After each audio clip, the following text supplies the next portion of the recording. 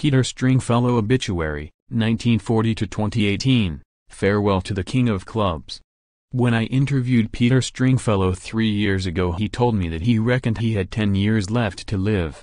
Sadly, he was out by 7.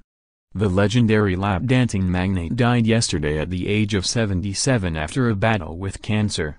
A flamboyant and charismatic character, he packed far more into life than most and is said to have left a £37 million fortune. Instantly identifiable thanks to his peroxide mullet, which gave way to a mane of grey in later life.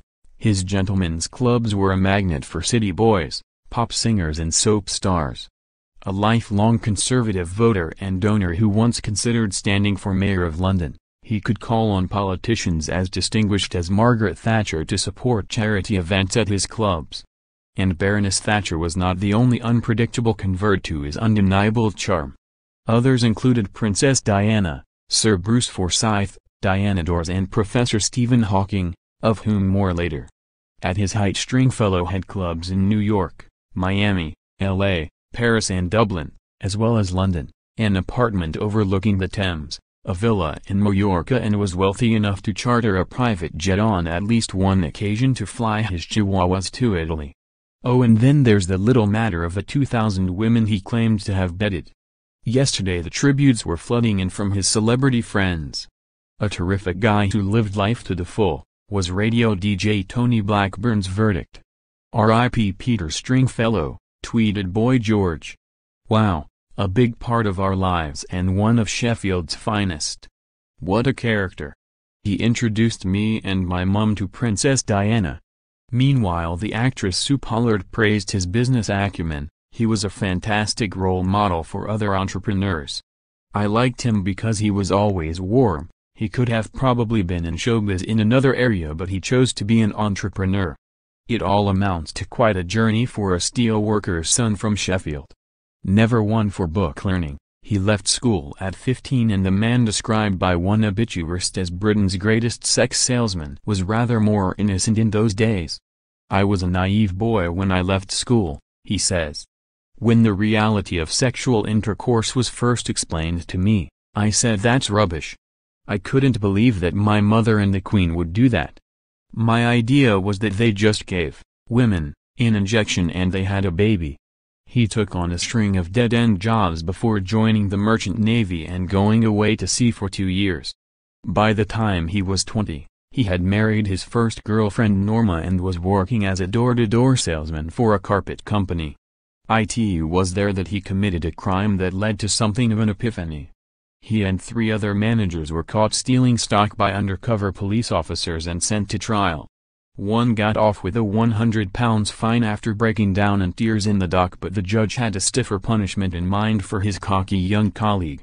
50 years later, Stringfellow recalled the episode. He said, "You, Mr. Stringfellow, are a different kettle of fish. You think you are quite flash for your age. You're glib. You need to be taught a sharp lesson. I was sentenced to 3 months in prison. I needed a lesson. Prison made me never want to go back." Once released from Fort Open, he found the conventional job market closed off to him by virtue of his criminal record, and so the future king of clubs began renting St Aidan's Church Hall in Sheffield every Friday night for about £30. He called it the Black Cat Club, and his hand-drawn posters advertised good groups only. He was true to his word. One night he booked the Beatles for £65 from a phone box outside the club, and he soon showed that this stroke of genius was down to judgment rather than luck.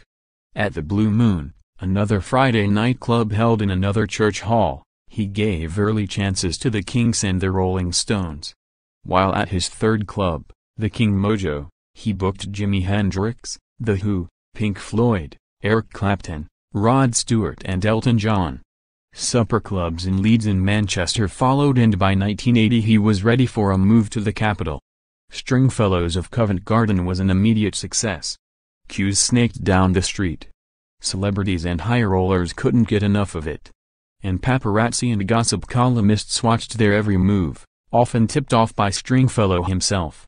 John Travolta strutted his stuff on the dance floor. The DJ Kenny Everett was photographed with his face buried in a woman's breasts. And soul singer Stevie Wonder once performed a set that went on till 5 a.m., which brings us back to Professor Hawking, who was invited to dinner in 2003. "I asked him if he wanted to discuss the galaxy," said Stringfellow. He types into his little box and out comes that synthesized voice, "No. I want girls. Ha ha ha. I want girls."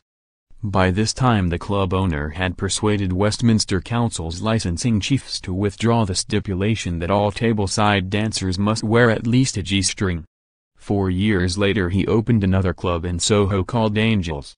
But times changed. Suddenly fewer and fewer people were buying the idea that his clubs were about the respectful appreciation of female beauty. His celebrity friends, swept away by a wave of political correctness, no longer wanted to be photographed at his clubs. At the end it was more about self-made men, footballers and the odd actor who didn't give a damn, such as Charlie Sheen or Jack Nicholson. In his final years, much of the public interest in Stringfellow was focused on his personal life. He had an eventful love life that saw him marry 3 times. Wife number 1 was Norma Williams, the first girl he met after he left school. They had a daughter named Karen, but Stringfellow walked out when she was about 2.5 years old. His second marriage to Coral Wright produced a son, Scott, and lasted 24 years, but Stringfellow admits he was by no means faithful.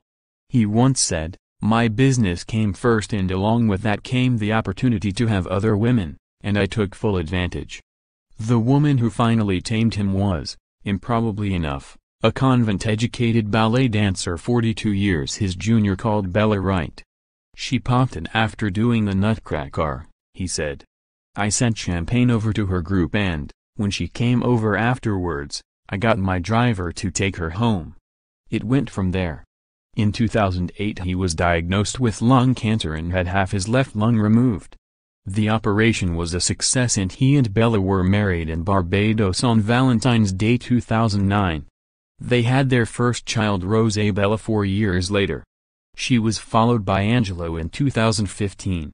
"There will come a time when I'm not going to be around, but they will have support from each other and my wife," he told me in 2015.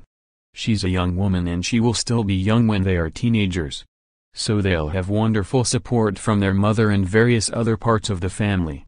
And their memory of me, a doting father. I think in this day and age that is a lot to leave your children with."